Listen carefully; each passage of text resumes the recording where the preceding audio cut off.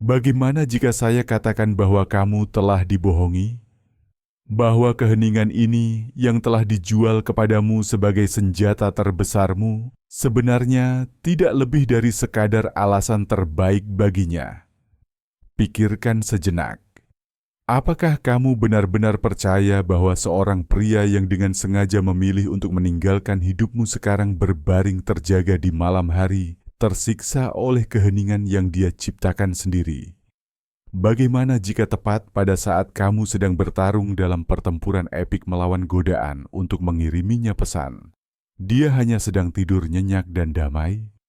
Dan bagaimana jika ketidakhadiranmu alih-alih menciptakan kekosongan yang tak tertahankan, justru memberinya apa yang dia cari, kedamaian? Kamu telah diberitahu bahwa tanpa kontak adalah strategi kekuasaan, tetapi dalam banyak kasus, itu tidak lebih dari hukuman mati dalam diam menjadi terlupakan. Keheninganmu tidak berteriak kepadanya, "Aku merindukanmu."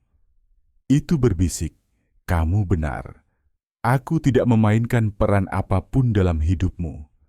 Kamu tidak hanya memberinya izin untuk melanjutkan hidup, kamu bahkan mengambil sisa rasa bersalahnya. Karena mari jujur, mana yang lebih mudah bagi egonya untuk berpikir dia telah kehilangan wanita luar biasa yang tetap melangkah kuat, atau percaya bahwa kamu adalah gadis malang yang hancur yang bahkan tidak sanggup mengiriminya pesan. Keheninganmu memberinya pilihan kedua. Itu memungkinkannya merasa seperti karakter utama dalam sebuah cerita di mana dia begitu penting sehingga dia benar-benar membuatmu terdiam. Tetapi ada sesuatu yang lebih baik. Sebuah strategi yang tidak didasarkan pada ketidakhadiran, tetapi pada kehadiran. Strategi yang tidak membidik hatinya. Karena saat ini hatinya adalah tanah tandus bagimu, tetapi menyerang langsung pada egonya, insting kompetitifnya, lapisan paling primitif dari otaknya. Hari ini bukan tentang membuatnya merindukanmu. Ini tentang membuatnya meragukan dirinya sendiri, menyesal, dan melihat dengan begitu jelas apa yang telah dia hilangkan, sehingga keheninganmu tampak seperti permainan anak-anak jika dibandingkan. Apakah kamu siap berhenti menjadi hantu dan menjadi penyesalan terbesarnya? Alasan mengapa kata-kata ini menyentuhmu begitu dalam, mengapa kamu mengklik video ini dengan campuran harapan dan skeptisisme, adalah karena jauh di lubuk hati kamu sudah merasa ada yang salah. Selama berhari-hari, mungkin berminggu-minggu, kamu telah berpegang pada keheningan besimu. Kamu telah mengarsipkan obrolanmu, membisukan ceritanya, dan meyakinkan dirimu bahwa kamu memegang kendali. Namun, setiap getaran ponselmu membuat jantungmu berpacu. Setiap mobil yang mirip miliknya membuat perutmu mual. Kamu hidup dalam kewaspadaan konstan, menunggu sinyal yang tidak kunjung datang. Masalah mendasar dengan tanpa kontak adalah bahwa itu bertumpu pada ilusi romantis. Hampir seperti di film, jika cinta itu nyata, itu meninggalkan luka begitu dalam sehingga ketidakhadiran menjadi siksaan. Itu mengasumsikan bahwa mantanmu hidup dalam keadaan kewaspadaan tinggi yang sama sepertimu. Tetapi psikologi dan biologi, terutama pada pria, sering bekerja jauh lebih pragmatis dan mari jujur, egois. Jika kamu benar-benar menghilang, jika kamu memberinya keheningan mutlak, kamu tidak menantangnya. Kamu menyajikan solusi di atas piring perak. Konflik berakhir. Ketegangan pasca perpisahan menguap. Tidak ada lagi pesan yang harus dia abaikan. Tidak ada telepon, tidak ada drama. Keheninganmu tidak berarti lihat betapa kuatnya aku, tetapi hanya masalah terpecahkan. Otaknya yang diprogram untuk menutup masalah mengarsipkan kasus ini. Perpisahan selesai dan melanjutkan hidup. Kamu memberinya kedamaian, dan dari kedamaian tidak ada yang merindukan kekacauan. Disinilah apa yang saya janjikan kepadamu dimulai. Alasan sebenarnya saya memintamu untuk tetap tinggal selama beberapa menit lagi. Saya tidak memberimu trik manipulasi murahan. Saya memberimu peta psikologi ego. Kita akan membongkar strategi keheningan dan membangun strategi yang jauh lebih canggih. Strategi yang tidak didasarkan pada dia merasakan ketidakhadiranmu, tetapi pada dia dikonfrontasi dengan pertumbuhanmu. Apa yang akan kamu pelajari bukan bagaimana membuatnya merindukanmu selama akhir pekan. Kamu akan belajar bagaimana menanamkan keraguan permanen dalam pikirannya. Keraguan bahwa dia mungkin telah membuat kesalahan terbesar dalam hidupnya.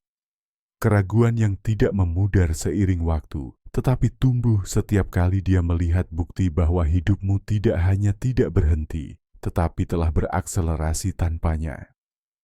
Kita akan beralih dari kenangan yang memudar menuju masa depan yang akan selamanya dia sesali karena tidak menjadi bagian darinya. Dan itulah tepatnya mengapa kita harus mengubah aturan mainnya. Kita harus berhenti memainkan peran hantu dan mulai menjadi tak terlupakan. Dan menjadi tak terlupakan, percayalah, sangat sedikit hubungannya dengan keheningan. Itu berhubungan dengan kebisingan, tetapi bukan sembarang kebisingan. Suara dari hidupmu sendiri. Untuk memahami mengapa kebahagiaanmu lebih menyakitinya daripada keheninganmu, kita harus terlebih dahulu memahami bagaimana pikirannya bekerja. Sangat sederhana, otak pria dalam konteks perpisahan tidak lebih baik atau lebih buruk, hanya berbeda. Secara evolusi terhubung untuk tindakan, pemecahan masalah dan kemenangan. Perpisahan pada intinya adalah sebuah masalah. Dan begitu keputusan dibuat, tujuan utamanya seringkali secara tidak sadar adalah menutup kasus tersebut untuk bergerak maju. Tepat disinilah tanpa kontak menjadi sekutu terbesarnya. Jika kamu memutus semua komunikasi, kamu melakukan pekerjaannya untuknya. Bayangkan di kepalanya ada daftar tugas. Perpisahan adalah poin besar bergaris merah yang menyebabkan stres dan menguras energi.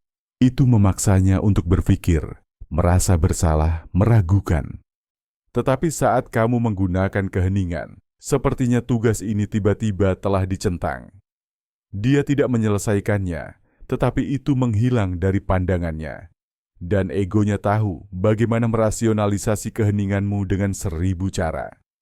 Yang pertama dan paling umum, dia hancur. Dia butuh jarak. Sekejam kedengarannya, itu menghiburnya. Itu mengonfirmasi pentingnya dirinya dalam hidupmu. Dia bisa merasa berjiwa besar, seolah-olah dia memberimu ruang yang kamu butuhkan untuk sembuh dari luka yang dia timbulkan.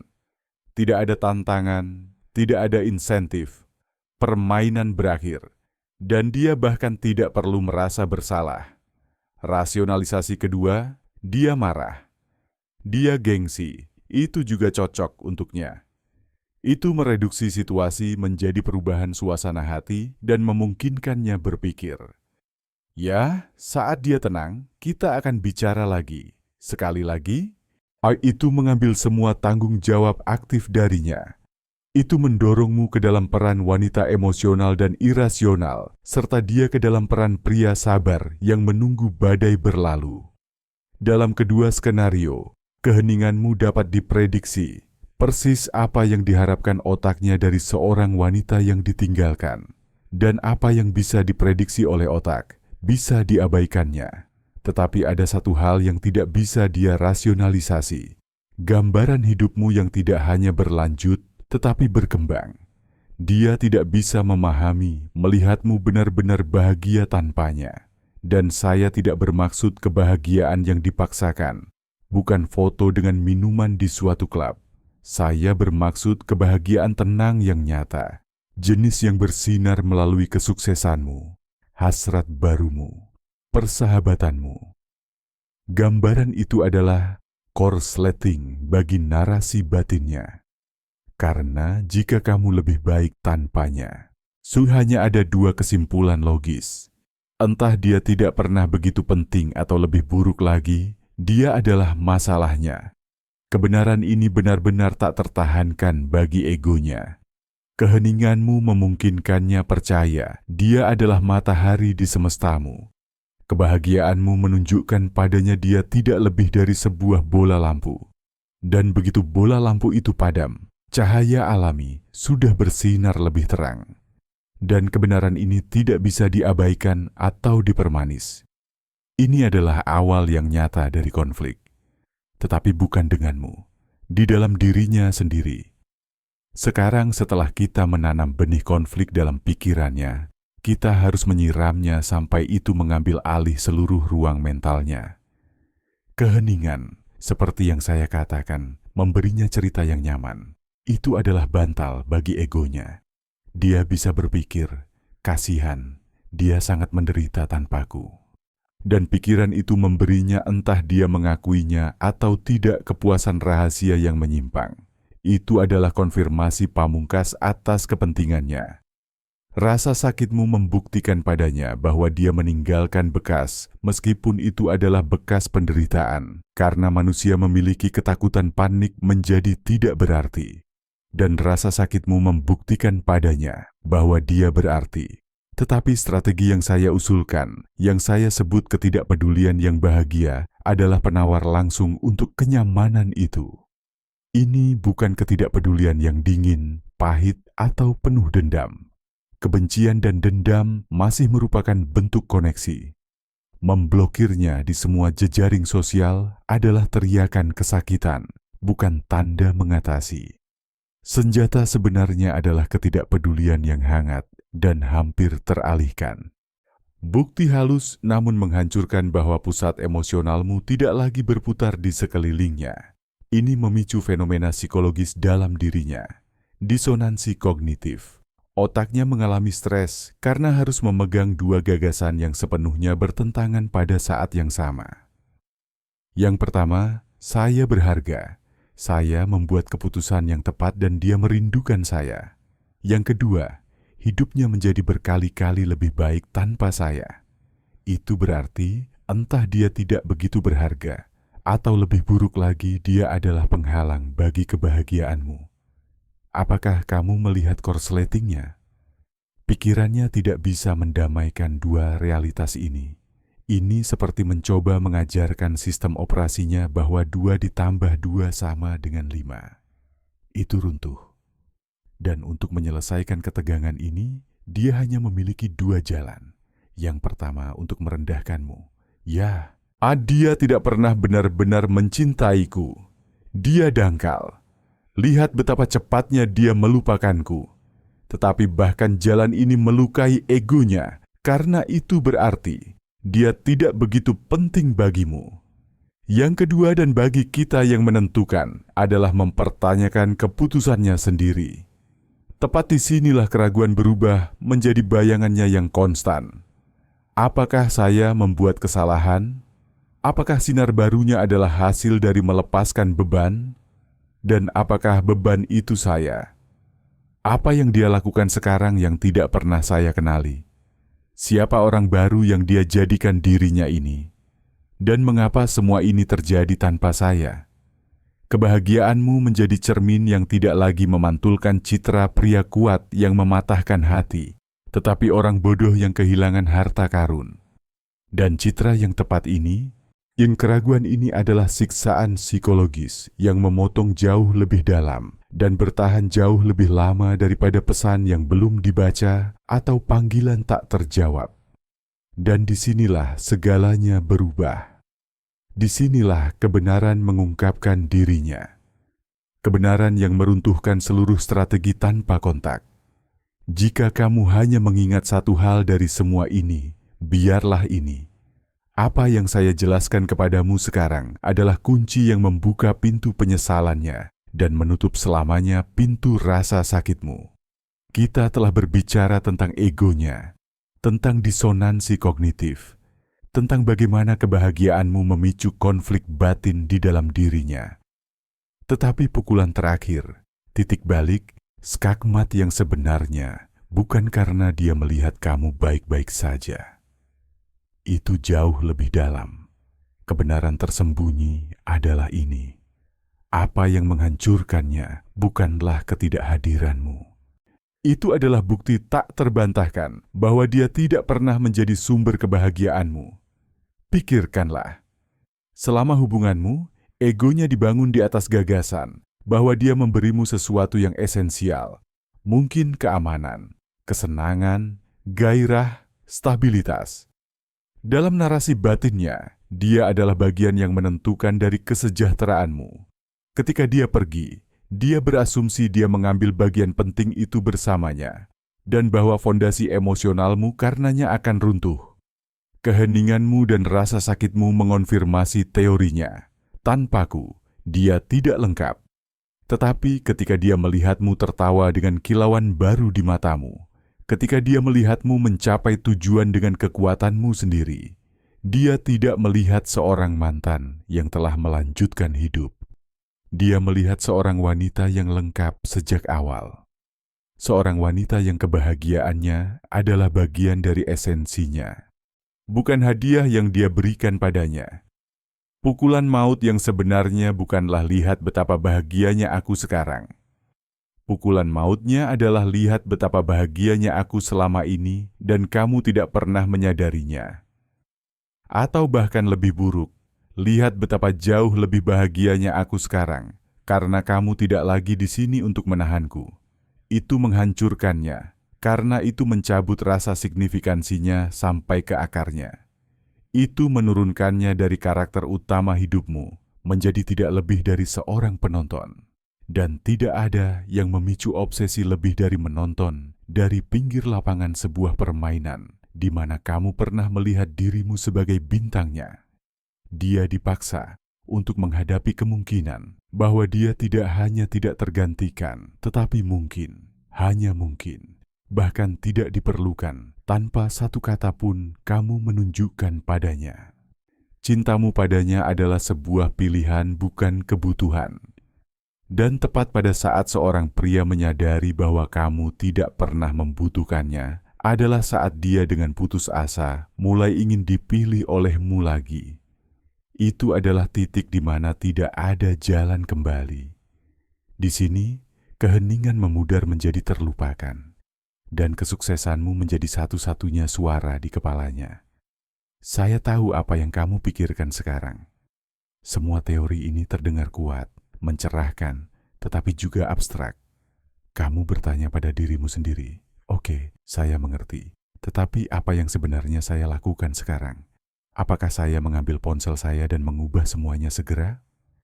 Keindahan strategi ini berbeda dengan tanpa kontak yang pasif, dan didasarkan pada ketidakaktifan, terletak pada kenyataan bahwa ini aktif.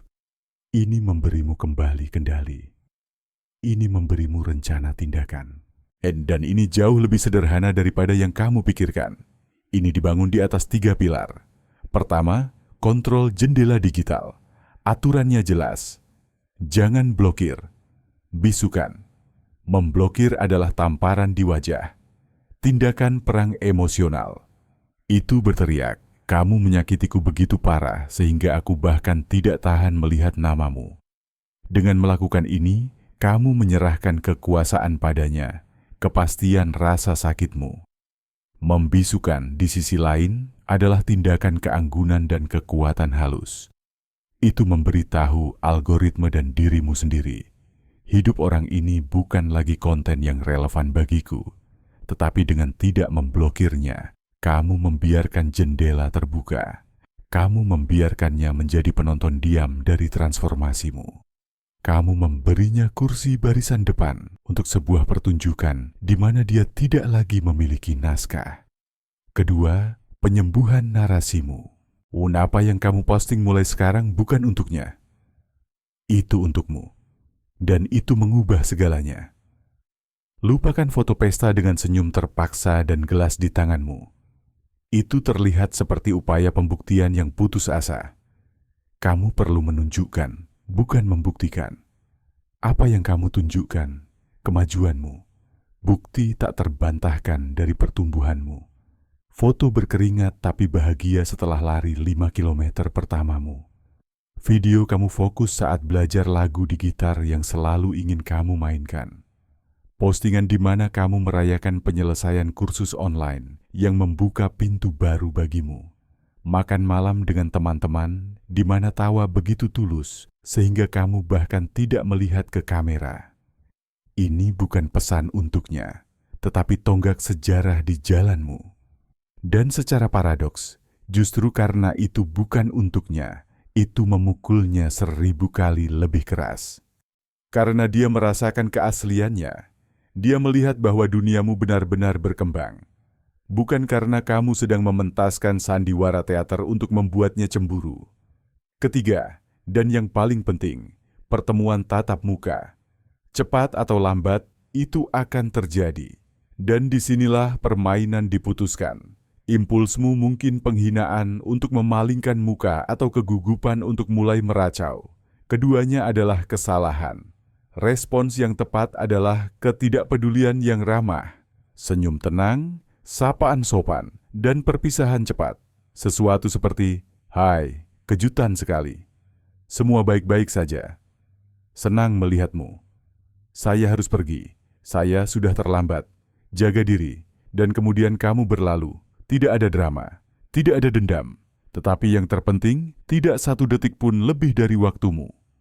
30 detik kesopanan yang berjarak itu lebih mematikan daripada berjam-jam diskusi. Itu memberi sinyal tidak ada luka terbuka, tidak ada ruang di kepalaku. Energiku sekarang milik hal-hal yang jauh lebih penting daripada dia. Kamu telah menyelesaikan konflik, tetapi bukan untuknya, untuk dirimu sendiri. Dan itulah tepatnya satu hal yang pada akhirnya tidak dapat dia tanggung. Dan setelah semua jalan ini, setelah saya memberimu kunci strategi yang dirancang untuk membakar dirinya sendiri ke dalam pikirannya, saya ingin berhenti sejenak bersamamu dan jujur sepenuhnya. Saya ingin mengakui kepadamu apa tujuan sebenarnya dari semua ini. Dan tidak, ini bukan tentang menyakitinya. Ini bukan tentang balas dendam. Bahkan bukan tentang mendapatkannya kembali. Tujuan sebenarnya dari ketidakpedulian yang bahagia adalah kamu. Itu selalu tentang kamu. Setiap langkah yang saya jelaskan padamu, membisukannya di media sosial, berfokus pada pencapaianmu, bersikap sopan namun berjarak secara langsung, tampak dari luar seperti langkah catur melawannya. Tetapi dalam kenyataannya, itu adalah blok bangunan yang dengannya kamu membangun kembali istanamu sendiri. Ketika kamu membisukan profilnya, kamu tidak melakukannya agar dia melihat hidupmu tanpamu melihat hidupnya. Kamu melakukannya untuk memberi dirimu kedamaian, untuk tidak lagi meracuni harimu dengan kehadirannya, untuk mendetoksifikasi dirimu. Ketika kamu berbagi kesuksesan, perjalanan, hasrat baru, tujuan utamanya bukan agar dia melihatnya dan menyesal. Tujuannya adalah agar kamu membuktikan kepada dirimu sendiri apa yang mampu kamu lakukan tanpanya. Itu adalah tindakan afirmasi diri. Bukti nyata bahwa identitasmu jauh lebih besar daripada peran sebagai pacarnya atau mantannya. Kamu sedang menulis ulang ceritamu, dan paling banter dia sekarang hanya karakter sampingan dalam bab yang sudah lama ditutup. Dan disinilah letak paradoks yang paling indah dan kuat dari semuanya. Strategi ini bekerja sangat efektif menghancurkannya, justru ketika kamu berhenti menjalankannya untuknya. Saat kebahagiaanmu bukan lagi pertunjukan, tetapi keadaan alamimu. Saat ketidakpedulianmu bukan lagi topeng, tetapi hasil dari ketidaktertarikan yang tulus, saat itulah kamu menjadi magnetis. Karena tujuan sebenarnya adalah agar hidupmu begitu terpenuhi, begitu mengasihkan, dan begitu tak salah lagi milikmu, sehingga pertanyaan apakah dia kembali atau tidak menyusut dari obsesi menjadi anekdot yang suatu hari kamu tangkap dirimu, menyadari bahwa kamu bahkan belum memikirkan tentang dia sepanjang hari. Energi itu, energi seorang wanita otonom yang lengkap, yang memegang kebahagiaannya di tangannya sendiri, adalah apa yang akan memukulnya paling keras. Itu adalah apa yang tidak hanya akan memicu keinginannya untuk kembali, tetapi juga kekagumannya. Dan mari jujur, dikagumi jauh lebih berharga daripada hanya dirindukan. Akan datang suatu saat, mungkin bahkan malam ini, ketika kamu sendirian. Kebisingan hari telah memudar dan keheningan rumahmu terasa berat, hampir mencekik. Ponselmu tergeletak di tanganmu dan terasa pada saat yang sama seperti senjata dan kelemahan. Yeti dan tepat pada saat ini kamu menghadapi pilihan. Tetapi pilihan ini bukan apakah saya mengiriminya pesan atau tidak. Itu adalah pilihan kenangan seperti apa yang ingin kamu jadikan dalam pikirannya. Kamu bisa memilih keheningan. Kamu bisa menghilang. Jika kamu melakukannya, kamu akan menjadi kenangan pudar yang menyedihkan. Kisah wanita yang pernah dia kencani yang sangat menderita ketika dia meninggalkannya. Bab yang tertutup, catatan kaki yang mengingatkan egonya betapa pentingnya dia bagimu. Keheninganmu menjadikanmu paling banter hantu yang terhormat. Tetapi hantu menurut definisinya tidak memiliki masa depan. Mereka tetap terperangkap di masa lalu. Atau kamu bisa memilih jalan lain, jalan kebisingan. Tetapi bukan kebisingan teriakan atau permohonan. Bukan kebisingan pesan putus asa. Sebaliknya, kebisingan paling keras dan paling indah yang ada. Kebisingan kehidupan yang mekar melawan segala harapan. Gemerisik halaman paspor baru. Denting beban di gym. Gema tawamu sendiri saat makan malam bersama teman-teman. Tawa yang datang dari perut bukan dari pose. Ping notifikasi yang memberitahumu bahwa kamu mendapatkan pekerjaan itu. Atau konfirmasi bahwa kamu akhirnya mendaftar di kursus yang selalu ingin kamu ambil. Setiap suara ini adalah kata dalam bahasa baru yang tidak dia mengerti. Bahasa yang tidak berbicara tentang apa yang hilang darimu, tetapi tentang segala sesuatu yang kamu peroleh. Dan justru bahasa inilah yang menciptakan disonansi tak tertahankan dalam dirinya. Itu memaksanya untuk mempertanyakan ceritanya sendiri. Itu memaksanya untuk bertanya, apakah saya benar-benar membebaskan diri saya, atau apakah saya melepaskan wanita dalam hidup saya tepat sebelum dia menjadi versi paling spektakulernya? Jadi ketika kamu berdiri di persimpangan jalan ini, dengan beban kenangan di pundakmu, lupakan pertempuran untuk perhatiannya. Perang itu sudah kalah. Keheningan tidak lain adalah penyerahan diri. Pilihlah untuk menjadi cerita yang harus dia ceritakan pada dirinya sendiri lagi dan lagi.